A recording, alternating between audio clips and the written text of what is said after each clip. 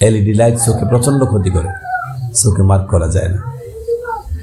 যাক, যে কথা বলতেছিলাম, আল্লাহ রাব্বুল আলামিন মৃত একটা জিনিস থেকে আল্লাহ পাক আমাদের সৃষ্টির নির্যাস তৈরি করেছেন।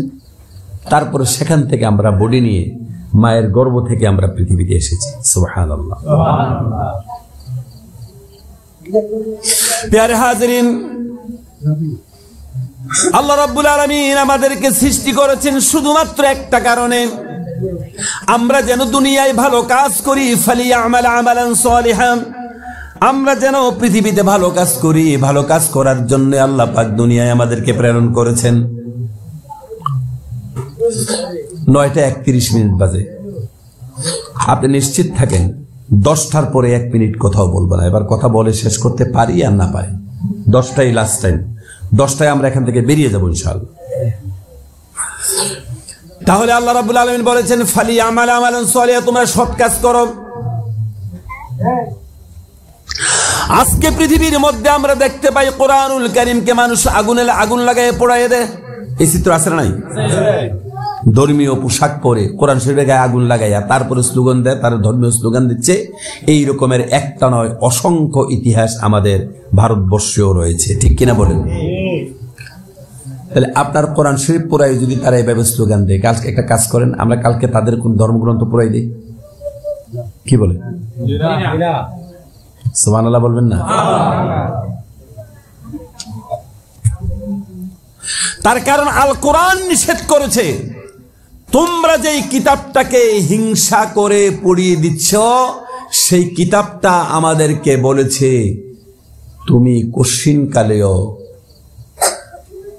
কশিনকালেও তোমার সাথে কেউ অন্যায় করলে তার সাথে তুমি অন্যায়মূলক তার সাথে জবাব দিবে না, তার মতন তুমি অন্যায় করতে যাবে না। সে অন্যায় করেছে, এটা তার ফিতরাত, তুমি মোটে অন্যায় করতে পারো না। আজকে যারা আমাদের গ্রন্থ পুড়িয়ে দিচ্ছে ধর্মীয় স্লোগান দিয়ে, ধর্মীয় পোশাক করে, আমরাও তোমাদের ধর্মগ্রন্থ পোড়াতে পারতাম, আমরা পোড়াতে পারি না, পারবো না, পারবই না। তার কারণ যেই কোরআন তোমরা পুড়িয়েছে সেই কোরআন বলেছে তোমার সাথে অসভ্যের মতন ব্যবহার করেছে, এটা তার ব্যাপার। তুমি এজ এ আল্লাহর গোলাম হিসাবে তার সাথে অসভ্যের মতন ব্যবহার করতে পারো না। বুঝেছেন? জি। সিলমান কাতাতা ওয়াফুয়াম মিন যালামিকা, এরপরে ফাহসিন মান ইলাই, খারাপ ব্যবহার করেছে তুমি তার সাথে ভালো ব্যবহার করো। সুতরাং এটা হচ্ছে 30 পারা কোরআন শরীফের মূল মেসেজ। ফামান কানা ইয়ারজু লিকা রাব্বি ফালিয়ামাল আমালান সালিহা, এটা হচ্ছে মূল মেসেজ। এইজন্য আল্লাহ পাক বলেছেন ইন্নাল্লাযীনা আমানু ওয়া আমিলুস সালিহাতি কানাত লাহুম জান্নাতুল ফিরদাউস নুজুলা। জোরে বলি আল্লাহু আকবার। যারা পৃথিবীতে ঈমান এনেছে, আমানু আমিলুস সালিহাত, যারা সৎ কাজ করেছে, যত জায়গায় সৎ কাজের কথা আল্লাহ পাক বলেছেন তার পূর্বে ঈমানের কথা বলেছেন। তার মানে হচ্ছে আমানু ওয়া আমিলুস সালিহাত, ঈমান আনার পরে যারা ভালো কাজ করবে, তার মানে ঈমানের দাবিটাই হচ্ছে পৃথিবীতে ভালো কাজ করা। ঈমানের দাবিটা কি? সৎ কাজ করা। এটাই হচ্ছে ঈমানের একমাত্র দাবি। আজকে রাগ করতেন না বলেন? কলিজা সিধা দুই একটা কই আজকে কলিজার মধ্যে পড়বে দুই একটি কথা বলবো। আপনারা তো আমার দেশের মানুষ, কচ্ছপের মতন তো মাথা লুকাই যেতাম না, ঠিক না? কচ্ছপ মাথা লুকাইলে বোঝা যায় না যে তার মাথা কোন দিক দিয়ে আছে, আদৌ কি আছে এটাও বোঝা যায় না, ঠিক না? মাথা ফেরের মধ্যে দুরুশি পড়েন একটু। আল্লাহুম্মা সাল্লি আলা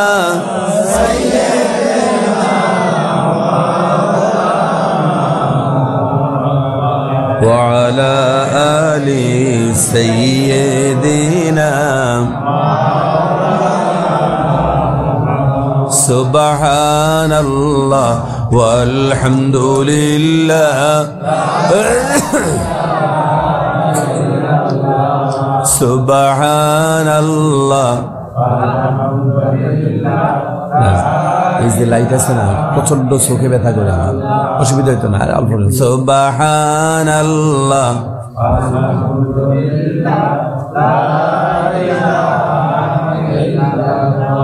বলি আলহামদুলিল্লাহ।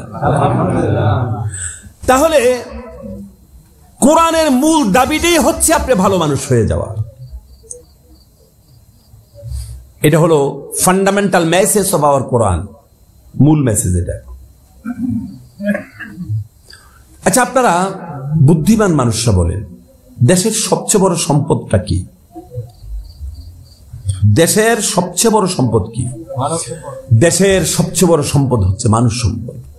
হীরার খনি বড় সম্পদ নয়, স্বর্ণের খনি বড় সম্পদ নয়, লিকুইড গোল্ডের যত রকমের খনি এগুলি দেশের সম্পদ নয়। গ্যাস বা হীরার খনি বা কয়লার খনি একটাও দেশের মূল সম্পদ নয়। দেশের সবচেয়ে বড় সম্পদের নাম হচ্ছে দেশের ভালো মানুষ, মানব সম্পদ। দেশের সবচেয়ে বড় সম্পদ দেশের ভালো মানুষ। এই কথাটা পৃথিবীর সবাই জানে এবং মানে। আর কোরআনের দাবি হচ্ছে তুমি দেশের সম্পদ হয়ে যাও আর তুমি ভালো মানুষ হয়ে যাও। এটা হলো কোরআনের মূল দাবি। আজকে আমরা কোরআনকে বুঝলাম না, কোরআন আসলে কি চায়। কোরআনের চাওয়াগুলি আমাদের পাওয়াগুলি আজকে একসাথে মিলানো যায় না।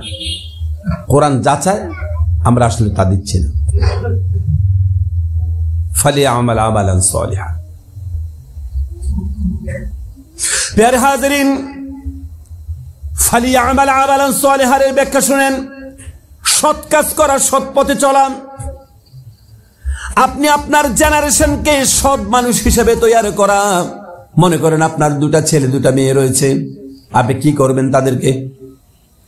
আপনার প্রতি দাবি হচ্ছে এই সন্তানগুলিকে আপনি দেশের সম্পদ করে দেওয়া।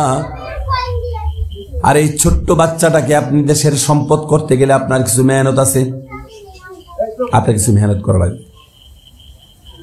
আপনার মেহনতটা আপনি কি করবেন?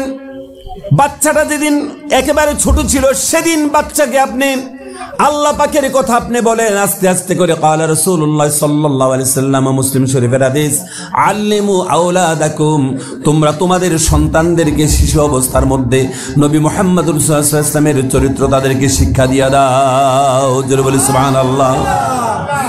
শিশু অবস্থায় তুমি তোমার সন্তানদেরকে মোটু পাতলু নয়, মোটু পাতলু আপনাদের উদয়পুরে আছে না নাই? আরো আসতে বলেন,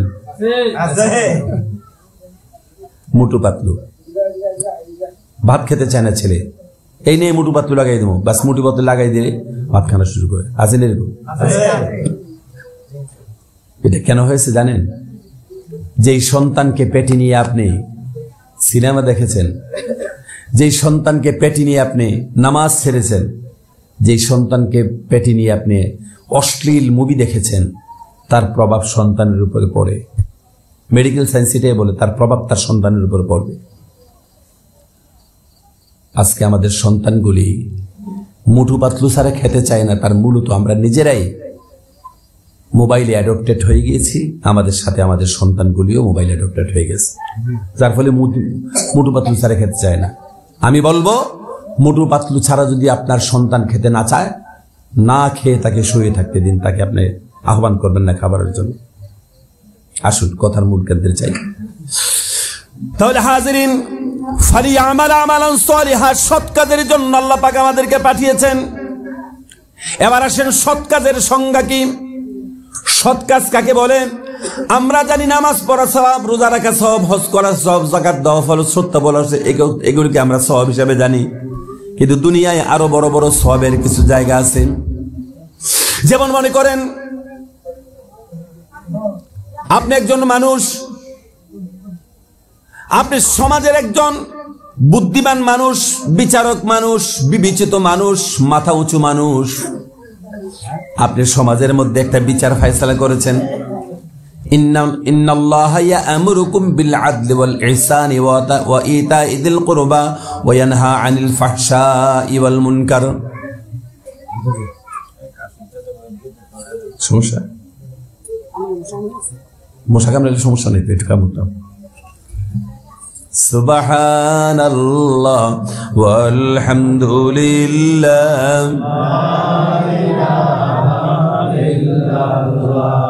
সুবহানাল্লাহ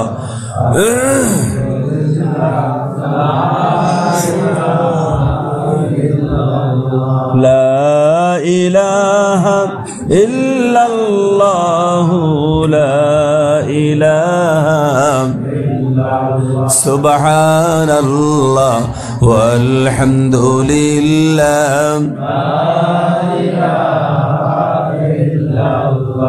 প্যারে হাজরিন, আপনি একজন বাড়ির মুরব্বী বা সমাজের জিম্মাদার, একটা বিচার ফয়সালা আপনি করেছেন, সুষ্ঠু সমাধান করেছেন, বা একটা ন্যায়কে আপনি প্রতিষ্ঠিত করেছেন, অন্যায়কে আপনি অন্যায়ের বিরুদ্ধে প্রতিবাদ করে একটা ন্যায়কে আপনি প্রতিষ্ঠিত করেছেন।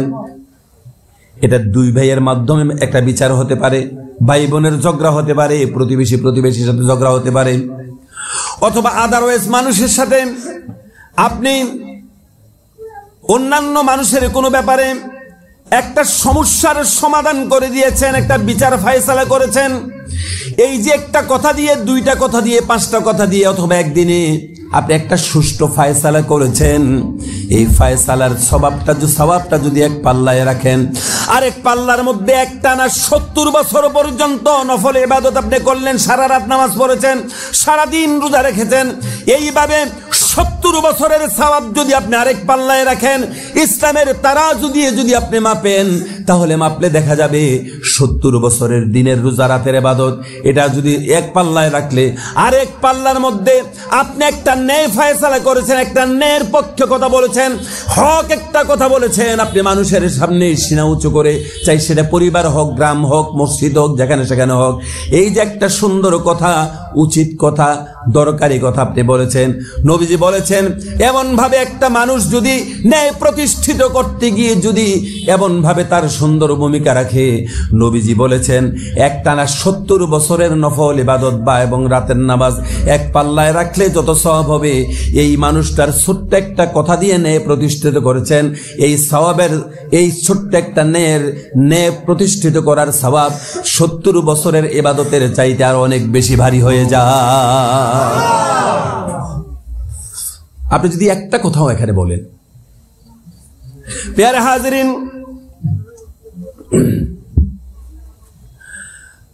ইসলামকে আজকে আমরা জানি না, ইসলামকে বুঝি না, ইসলামকে বুঝতে শিখি নাই।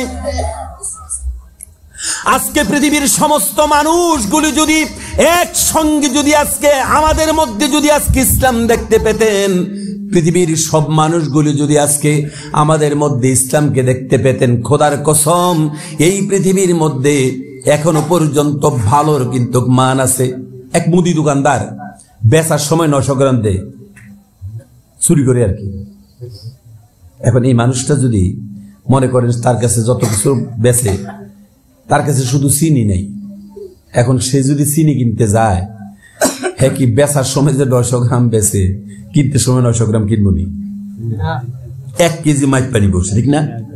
নিজের বেলা যদি সে ভালোটা পছন্দ করে, তাহলে বুঝতে হবে এই পৃথিবীতে ভালোর দাম এখনো, বলেন, আছে, ভালোর দাম এখনো আছে। পৃথিবীর মুসলমানরা যদি প্রকৃত পক্ষেই কোরআনের প্রকৃত নমুনাটা যদি তারা তুলে ধরতে পারতেন, খোদার কসম পৃথিবীতে ইসলামের দশা এরকম থাকতো না। মুসলমান ন্যায় পরায়ণ নয়, মুসলমান প্রকৃত ইসলামিক যেই ন্যায় পরায়ণতা থাকা দরকার ছিল, এটা মুসলমানের কাছে নেই। হযরত ওমর ফারুক মদিনাতুল মুনাওয়ারা থেকে একটা গোলাম, নাম হচ্ছে আসলাম, বাজার থেকে গরু ছাগলের মতন তখন মানুষ বেচা হইত, কেনা গোলাম, নাম হচ্ছে হযরতে আসলাম, টকবকে জওয়ান মানুষ। হযরত ওমর ফারুক রওনা দিয়েছেন জেরুজালেমে, রাজকীয় দাওয়াতে যাবেন। জেরুজালেম দূরত্ব কতটুকু? মদিনাতুল মুনাওয়ারা থেকে 1200 মাইল রাস্তা, কম সম রাস্তা নেই। মদিনায় হযরত ওমর ফারুক ওদের ঘরে বসেছেন, আমার চোখ ব্যথা করতেছে তো আমি একটু কষ্টে কথা বলতেছি, কিন্তু বিশেষ করে এই এলইডি লাইট সর্বনাশ করে আমার চোখের ব্যথায় একবারে ঘাড় পর্যন্ত ব্যথা করে। যাক না, এর খোলার দরকার নেই, এটা খুললে বাকিটিও খোলা লাগবে না, দরকার নেই, অসুবিধা নেই। শুনুন, হযরত ওমর ফারুক ওটের পিঠে করে মদিনার বাইরে গেছে, গিয়ে ওটের লেগাম টেনে নিয়ে যাচ্ছে আসলাম। হযরত ওমর ফারুক ওটের পিঠ থেকে নেমে গেলেন, বলে আসলাম তুমি উঠো। হযরত আসলাম তো কেঁদে ফেলেছে, হুজুর এটা কি দেখুন, এটা কি দেখুন, আপনি আমার মনিব, আমি আপনার গোলাম, সমস্ত রাস্তা আমি আপনাকে নিয়ে হেঁটে যাব, আমি উপরে বসতেই পারি না, এটা নিয়ম না। হযরত ওমর ফারুক বললেন, তুমিও একজন মানুষ, আমিও মানুষ। সুবহানাল্লাহ, সুবহানাল্লাহ, কি একটা বাদশা, তুমিও মানুষ আমিও মানুষ, মানুষ হিসাবে আল্লাহর কাছে আমরা দুইজন সমান, কোনো পার্থক্য নাই। আজকে আমাদের মধ্যে কত ডিভিশন কাজ করে, ঠিক না? বাড়ির মধ্যে যদি আমরা একটা কাজের লোক রাখি, তার মানুষ আমরা মনে করি না, তখন তো আর বাড়িতে ছাগল বাগর থাকে না, মানুষ আমরা মনে করি না, তার সাথে আমরা জঘন্য আচরণ করি, ঠিক কিনা বলেন? আল্লাহর নবীর জীবনের শেষ কথা কি ছিল? নবীজি মসজিদে নববীর মধ্যে শুয়ে, তারা হুজরা শরীফের মধ্যে শুয়ে শুয়ে মসজিদে নববীর নামাজ দেখেছেন। আজরাইল যখন হযরতে রাসূলের কণ্ঠনালী যখন চেপে ধরেছেন, জীবনের শেষ কথা নবীজি বলেছেন, আসসালাত আসসালাত আসসালাত আসসালাত, নামাজ নামাজ নামাজ, আমার উম্মতেরা তোমরা নামাজ ছেড়ে দিও না, যে কোনো অবস্থায় নামাজ ছেড়ে দিও না। ওমা মালাকাত আইমানুকুম, হে আমার উম্মতেরা কখনো নামাজ ছেড়ে দিও না, তোমার অধীনস্থ মানুষের সাথে কখনো তুমি যেন দুর্ব্যবহার করো না, মানুষের সাথে কখনো তুমি খারাপ ব্যবহার করো না, তোমার অধীনস্থ মানুষের সাথে তুমি সদ্ব্যবহার করো। কি কথা বলে গেলেন! এই কথাগুলি খুব বেশি বলা দরকার ছিল ভাই, কিন্তু আজকে সময় নাই। আর আমার একটু খাসলত খারাপ, বক্তৃতা করতে বললে 3 ঘন্টাই বলি, বিরাট বিশাল খাসলত খারাপ। ওয়ামা মালাকাত আইমানুকুম, আসসালাত আসসালাত ওয়ামা মালাকাত, নামাজ নামাজ। দেখুন কি ন্যায়পরায়ণতা শিক্ষা দিয়েছেন নবী সাল্লাল্লাহু আলাইহি ওয়াসাল্লাম। হযরত ওমর ফারুক উট থেকে নেমে গেলেন, আসলাম বসেছেন, উটের লেগাম ধরেছেন, মরুভূমিতে হাঁটতে শুরু করেছেন। 1200 মাইল রাস্তার মধ্যে হযরত ওমর ফারুক 600 মাইল রাস্তা নিজে হেঁটেছেন, বাকি 600 মাইল হযরত ওমর ফারুক তার চাকর গোলাম পায়ে হেঁটেছেন। সুবহানাল্লাহ পড়েন। জেরুজালেমের রাজপ্রাসাদে যখন ঢুকছিলেন, তখন বাড়ি ছিল হযরত আসলাম হচ্ছে উটের উপরে, আর হযরত ওমর ফারুক উটের লেগাম টেনে নিয়ে যাচ্ছেন, রাজপ্রাসাদে প্রসব প্রবেশ করেন। আর গায়ের মধ্যে তালি হইল 14টা। ইবনে হিশামের এবারত অনুসারে হযরত ওমর ফারুকের গায়ের জামার মধ্যে তালি কয়টা? 14টা, কিন্তু আসলামের তালির একটাও নাই। আসলামের গায়ের মধ্যে কাপড়ের কোনো তালি নেই। তারা ধরে নিয়েছে এটাই হচ্ছে হযরত ওমর ফারুক। আসলামরে মনে করছে, গোড়া থেকে নামাইয়া পাওটাও ধুইয়া মেহমানদারি, বিশাল মেহমানদারি। হযরত আসলাম বললেন, এত মেহমানদারি কি লিগা? আপনি এত বড় অর্ধেকটা পৃথিবীর শাসন, আপনি হযরত ওমর বলছে, আমি তো মোটেও ওমর না। আরে আপনি ওমর না, ওমর কে? ওমর তো হচ্ছেন তিনি যিনি আমার উটের লেগাম ধরে আপনাদের রাজপ্রাসাদে প্রবেশ করেছেন, তিনি হযরত ওমর, তিনি হযরত ওমর। ইতিহাস কি প্রমাণ করে জানেন? শুধু হযরত ওমর ফারুকের এই ন্যায়পরায়ণতা দেখে জেরুজালেমের মধ্যে লক্ষ লক্ষ এই ইহুদিরা হযরত ওমর ফারুকের পায়ের মধ্যে লুটিয়ে পড়েছে, ইসলাম গ্রহণ করে ফেলেছেন। সবাই লুটিয়ে পড়েছে পায়ে। যে একটা মানুষ এত ভালো হতে পারে, এত আত্মত্যাগী হতে পারে, এরকম হইতে পারে। একটা উট নিয়ে চলে আসলেন, হাজার হাজার সৈন্য সামন্ত থাকার কথা ছিল, অর্ধেকটা পৃথিবীর প্রেসিডেন্ট প্রায়। আমরা যদি আজকে প্রত্যেকটি মানুষ হযরত ওমর ফারুকের মতো ন্যায়পরায়ণ হয়ে যেতাম, পারিবারিক ঝগড়া, সামাজিক ঝগড়া, ফাসাদ, হানাহানি, মারামারি পৃথিবীতে তো। আর কোরআন এটাই বলেছেন, তুমি একজন ভালো মানুষ হয়ে যাও। তোমাকে ভালো মানুষ হওয়ার জন্য আল্লাহ পাক পৃথিবীতে পাঠিয়েছেন, ফিতনা ফাসাদ করার জন্য নয়। আল্লাহ রাব্বুল আলামিন বলেছেন, মান ক্বাতালা নাফসান বিগাইরি নাফসিন আও ফাসাদিন ফিল আরদি ফাকান্নামা ক্বাতালান নাস জামিআ। মান ক্বাতালা নাফসান বিগাইরি নাফসিন আও ফাসাদিন ফিল আরদ, তোমরা যদি দুনিয়াতে ফাসাদ করো, ঝগড়া করো, মারদাঙ্গা করো, মানুষে মানুষে হানাহানি মারামারি করো, একটা মানুষকে যদি তুমি খুন করো, আল্লাহ পাক বলেছেন যদি একটা মানুষকে খুন করেছো, গালি দিয়েছো, ফাসাদ করেছো, মেরে ফেলেছো, ফাকান্নামা ক্বাতালান নাস জামিআ, তুমি যেন সারা পৃথিবীর সমস্ত মানুষগুলিকে মেরে ফেলেছো, তুমি যেন মানবতাকে যেন তুমি মেরে ফেলেছো। আল্লাহু আকবার বলে, এটা কোরআন শরীফের আয়াত। এবার এই আয়াতের বাকি অংশ কি আল্লাহ পাক বলছেন, ওয়ামান আহইয়াহা, যদি কোনো মানুষকে যদি বাঁচিয়ে দাও, ফাকান্নামা ক্বাতালান নাস জামিআ, ফাকান্নামা আহইয়ান নাস জামিআ। বলি আল্লাহু আকবার। ওয়ামান আহইয়াহা ফাকান্নামা আহইয়ান নাস জামিআ, একটা মানুষকে বাঁচিয়ে দিয়েছে, তুমি যেন সারা পৃথিবীর সব মানুষকে বাঁচিয়ে দিয়েছে। এই তো হলো ইসলাম, এই তো হলো দ্বীন, এই তো হলো আমার ইসলাম। প্যারে হাজরিন, এই জন্য আমি একটা কথা বলি,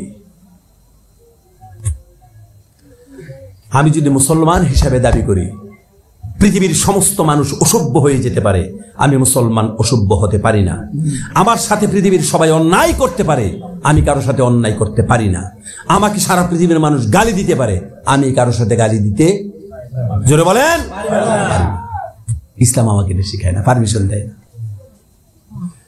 আপনি বিশ্বাস করেন, এই আগরতলা ট্রেনে বসি শিলচর যাওয়ার লাগে, সকালবেলা যে ট্রেনটা যায় ওইটা ধর্মনগর পর্যন্ত যায় আর কি, এরপরে সেখান থেকে শিলচর যাবো, তো ধর্মনগর ট্রেনে উঠছি। আমি যে কম্পার্টমেন্টে উঠেছি মোটামুটি সবাই স্কুল টিচার উঠেছে, ম্যাক্সিমাম লেডিস, পুরুষ মহিলা সবাই টিচার, পাবলিক নাই। আমি কোনা দিয়ে কিন্তু মুরগা ছাড়ার মতন বই দিছি। আহারে কত নেগলেন্সি যে আমার করতে আছে, জন্মের নেগলেন্সি, মানুষ মনে করতেছেন আমারে। মোটামুটি জিরা নিয়ে হারিয়ে গেছে। জিরা নিয়ে পরে একজন আমার কইল, দাদা আমি কোনো কথা কন না, আপনি কি আসলে বোবা টোবা নিয়ে? আমি বললাম না, আমি একজন অযোগ্য মানুষ, এত যোগ্য মানুষের সামনে কথা বলতে তো আমার হাত পা কাঁপছে। আমি যতটুকুই 2 সেন্টেন্স বলছি, তারা বুঝেছে পাবলিক এটা এত সহজ, পাবলিকটা ওরা বুঝেছে যে পাবলিক এটা এত সহজ না। এবার সবাই ঝাঁপিয়ে পড়েছে আমার উপরে, এই প্রশ্ন করে, এইটা করে, এইটা করে। এবার দিদিমণি একটা প্রশ্ন করেছে, আপনারা ধর্ম না আমি দেখতারি না। আমি কইলাম কি লেগে ম্যাডাম? কই মহিলাদেরকে এই যে বোরকা টোরকা পরানোর ব্যবস্থা খুব খারাপ, আপনারা স্বাধীন থাকবেন, মহিলারা স্বাধীন থাকতে পারেন, এটা কথা হইল এটা। আমি কইলাম আজকে তোমার কলমা পড়াইছে আমি ইনশাল্লাহ মনে রাখি, মনে মনে কইলাম যে তোমার কলমা পড়াইছে আমি দেখি না, যাইবেন কোন কুমারঘাট যাবো, দোয়া করো খালি কুমারঘাট পর্যন্ত কলমা নিয়ে পড়াই পারি। তখন কাণ্ড হয়েছিল ওই যে দিল্লির দোতলা বাসের কাণ্ডটা হয়েছিল তখন। আমি বললাম ম্যাডাম, পৃথিবীতে যত ধর্ষণ হচ্ছে, বোরকা পরা একটা মেয়ে ধর্ষণ হয়েছে আপনি বাইর করেন তো? না, এরকম তো কোনো কেস পৃথিবীতে নাই। আমি বললাম, তারা যে দৃষ্টান্ত দিছি, তো হেসে এই পাশে আমি এই পাশে, আমি মনে করেন যে আমরা ট্রেন দিয়ে যাচ্ছি, ওই ওদিকে একটা মানুষ আমরা দেখতে পেলাম যে আমাদের ট্রেনটা দাঁড়িয়ে আছে, ওই ক্ষেতের ওই পাশে একটা মানুষে হাতের মধ্যে একটা বাড়ি লইছি, নুন মুছতেছে, লই একটু তেঁতুই খাইতেছে। আমরা যেখানে কি তো গান নেই, তেঁতুই না খাই। তো এই যে তেঁতুই খাইতেছে দেখছেন, আপনার জিব্বাত ফানি আইতে পারেনি? আমনে কইতে ফানি আইলেছে, আর কোন দেখলে তো আর কোনো কথা নেই। আমনে কইতে আমার জিরবাত ফানি আইলেছে, তৈলে আমরা কইতেছি, তাহলে আমরা জিরবাত কোনো দোষ নাই, জিরবা ঠিক আছে, জিরবাটা আমরা জিরবাটা একদম ঠিক আছে। দেখেন, যদি এত দূর থেকে একটা তেঁতুল খাচ্ছে মানুষ দেখার পরে যদি এত দূরে আপনার জিব্বায় পানি আসে, তাহলে দেখুন আল্লাহ পাক হুন্না লিবাসুন লাকুম ওয়া আনতুম লিবাসুন লাহুন্না, আল্লাহ পাক নারীকে পুরুষের জন্য, পুরুষকে নারীর জন্য পোশাক বানিয়েছেন, পোশাক স্বরূপ। হুন্না লিবাসুন লাকুম ওয়া আনতুম, কোরআন শরীফের আয়াত এটা। হুন্না লিবাসুল লাকুম ওয়া আনতুম লিবাসুল লাহুন্না, তোমরা একে অপরের পোশাক। তাহলে পৃথিবীর প্রত্যেকটি নারী তার পুরুষের দিকে তাকানো স্বাভাবিক, পুরুষ নারীর দিকে তাকানো স্বাভাবিক। তবে হ্যাঁ, পুরুষ সেন্টিমেন্টের দিক থেকে নারীর চাইতে তার যে কোনো জিনিস দেখার জন্য দেখে পুরুষ নারীদের উপরে আকৃষ্ট হয়ে যায় বেশি, যার ফলে আল্লাহ পাক নারীদের জন্য পর্দার ব্যবস্থা করেছেন। এই পৃথিবীতে যেই দেশের মধ্যে পর্দা আছে, এই দেশের মধ্যে, আমাদের দেশে পর্দা নাই, এরকম দুর্ঘটনা পৃথিবীতে কয়টা ঘটে বলেন? উনি দেখাতে পারলেন না। এই লজিক নিয়ে যখন তার সাথে আমি কথা বললাম, বিশ্বাস করেন আমি কইছিলাম যে কুমারঘাট পর্যন্ত, আমবাসা যাওয়ানোর আগ পর্যন্ত কইছে স্যার আপনার কাপড় চোপড়ে দেখে সেটা তো আমরা আপনার গাউয়া মনে করছিলাম, কিন্তু আপনি এত ভালো মানুষ যে শেষ পর্যন্ত কুমারঘাটে নামার সময় আমার ফোন নাম্বার নিলেন, এখনো মাঝে মাঝে কথা বলে, আর বলেছেন যে আপনি যেভাবে ইসলামকে বুঝালেন এটাই যদি ইসলাম হয় তাহলে এই ইসলামের চাইতে সুন্দর তো পৃথিবীতে কিছু হতেই পারে না। সুবহানাল্লাহ। বন্ধুরা আমার, ইসলাম মানুষকে সৌন্দর্যতা শিখায়, ইসলাম মানুষকে ভালো মানুষ হতে শিখায়। আপনি এবং আমরা যেন ভালো মানুষ হয়ে যায়, আর আমরা আমাদের সন্তানগুলিকে যেন আমরা ভালো মানুষ বানাই, সন্তানগুলি যেন সুস্থ, যেন আমরা তাদেরকে যেন ভালো মানুষ আমরা বানাই, সমাজের সম্পদ আমরা বানাই। আকাশের চাঁদ যত সুন্দর তার চাইতে আপনার একটা সুসন্তান বেশি সুন্দর, ঠিক না? জোরে বলেন। আকাশের চাঁদ যদি এক মুঠি চাঁদ আকাশকে যতটা না আলোকিত করতে পারে, দেশের একটা সুসন্তান দেশকে আরো বেশি আলোকিত করতে সক্ষম, ঠিক কিনা বলেন? যার ফলে আসুন আমরা দেশের সম্পদ হয়ে যাই, আমাদের জেনারেশনকে আমরা সম্পদশালী বানিয়ে দিই, দেশের সম্পদ বানিয়ে দিই, আমাদের জেনারেশনকে আমরা ভালো মানুষ বানিয়ে দিই। আল্লাহ তৌফিক ইনায়েত করে, বলি আমিন। কেউ কেউ আবার অজুহাত দেখো, হুজুর কহলটা বালা না, কি হয়েছে? ফুলাটারে যত মানুষ করতাম চাইছি, আমার কহলে বালা না হুজুর, ফুলাটা মানুষ হইল না। দোষ দিছে কার? কপালে। আরেকটা হুজুর কইয়েন না, আল্লাহর কাছে বহুত কিছু চাইছিলাম, আল্লাহ আমার ফুলাটারে ভালো বানাইলো না, দোষ দিছে আবার কার? আল্লাহ দোষ দিছে। আরেকজন হুজুর আর কইয়েন না, ওই যে আমরা ফাঁসের বাড়ির যে মানিক মিয়া আছে না, মানিক মিয়ার ছোট ভাইয়ের ফুটে যে টোনটাটা আছে, যে এই টোনটা সরাই আমার ফুলাটারে খারাপ করছে। দোষ তো অনেক কেউ দেখা হয়েছে না, টোনটা সরার দোষ দিছে, তো দোষ দিল টোনটা সরার দোষ দিল, আল্লাহর দোষ দিল, কপালের আরো কত কিছু দোষ দেয়, দেখি দেয় না। আর যদি ডুব দিতে হয় হরার ডুব দেন, কারণ তো আডুভানির ডুব দেন যাতে বলাই পারেন। হরার ডুব দিয়ে আপনি ফলাইতেছেন, আপনি তো আল্লাহর সামনে হরার সামনে ডুব দিয়ে হরার ডুব দিতে আছে। গতবার এই জানুয়ারি মাসে, গতবার জানুয়ারি কথা বলছি, 24শে জানুয়ারি আমার মাহফিল আছিল আমুনিতে, নোয়াগাঁও আমুনিতে। মাহফিল করে রাতে ঘুমাই টুমাই ফজর নামাজ করে সকাল 9টার সময় রওনা দিচ্ছি। আইতে সময় রাস্তা ধরছে হাতিয়ে, এই বড় বড় হাতি 3টা ধরছে। এবার ফরেস্টরের নাম্বার আছে, ফরেস্টরে ফোন করানো লাগে, ফরেস্টরে ফোন করানোর পরে এতটুকু 15-16 বছরের একটা ছেলে, হেতের দাড়ি মুছ করছে না, মনে হয় তার বাপেরও দাড়ি মুছ করছে না, বুঝলেন?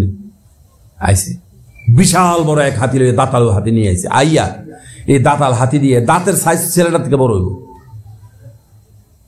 সমস্ত দাঁতালো হাতিরে তারাইয়া আমাদেরকে রাস্তা ফ্রি করে দিছে। আমি দেখলাম এত বড় বিশাল বড় একটা হাতি এই ছোট্ট ছেলেটার সামনে, মনে হয় যেন ছোট্ট ছেলেটার হাতের একটা লাডুমের মতন মনে হয়েছে, লাঠিমের মতন মনে হয়েছে। আচ্ছা বলেন তো, হাতিকে মানুষ পোষ মানাতে পারলো? মিডিল ইস্টে দেখেছি মানুষ বাঘ ফালে বাড়িতে, বাঘ, সিংহ পালে, বাঘ ফালে। বাচ্চার বাস্কের মধ্যে কিতে আছে? ফানুক আসেনি? ফানুক সব আছে। রাগ করতেছেন? বেদের বক্সের মধ্যে একটা সাপকে তারা পোষ মানিয়েছে, মানুষ সিংহকে পোষ মানিয়েছে, মানুষ বানরকে পোষ মানিয়েছে, মানুষ হাতির মতন এত বড় একটা হাতিকে মানুষ পোষ মানিয়েছে। আপনার সন্তানটা যেদিন আপনার কোলে মায়ের পেট থেকে এসেছে, সেদিন তো সে হাতির মতন এত বড় ছিল না। কথা বলে, হাতির মতন তো এত বড় ছিল না, সাপের মতন এত বিষাক্ত ছিল না, সিংহের মতন এত বড় বিষজাতওয়ালা ছিল না, এত হিংস্র ছিল না। তাহলে আপনার চোখের সামনে যদি আপনার সন্তানটা আজকে যদি খারাপ হয়ে থাকে, আপনি নিজে তাইরে খারাপ করেছেন। আমি নিজে আমার সন্তানকে খারাপ করেছি, এটা কপালে তকদিরে আর আল্লাহ করে নাই। এজন্য আমরা আমাদের সন্তানগুলিকে ভালো মানুষ বানাবো, নিজে ভালো হব, আমাদের সন্তানগুলিকে আমরা ভালো মানুষ হিসেবে বানাবো। আকাশের চাঁদের চাইতেও সন্তানের, দেশের সুসম্পদ যেই মানুষ তারা আরো বেশি সুন্দর। সেজন্য আসুন আমরা সকলে ভালো মানুষ হয়ে যাই, আর আমাদের পরবর্তী জেনারেশনকে আমরা ভালো মানুষ বানাই। আল্লাহ কবুল করুক বলি আমি। মাইকটা বন্ধ করে দিলে আরো 4-5 মিনিট কথা বলতাম নাকি বন্ধুরা? হ্যাঁ, ভিতরে। আচ্ছা হাজরিন, সামনে রমজান মাস আইতেছে, সামনে রমজান মাস।